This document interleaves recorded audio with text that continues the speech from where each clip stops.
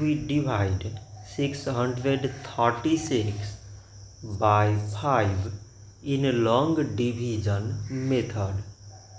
5 times 1 is 5. On subtracting, we get 1. So now we put down these 3 and it is 13. 5 times 2 is 10.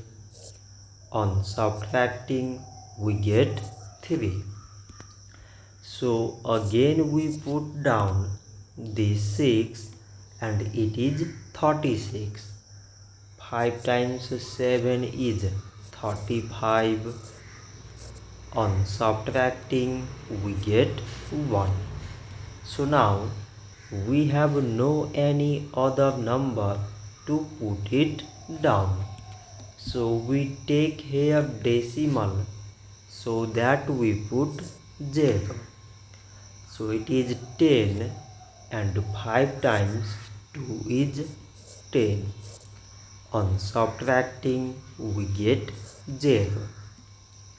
So 636 divided by 5 is 127.2. So this much for today and thanks for watching.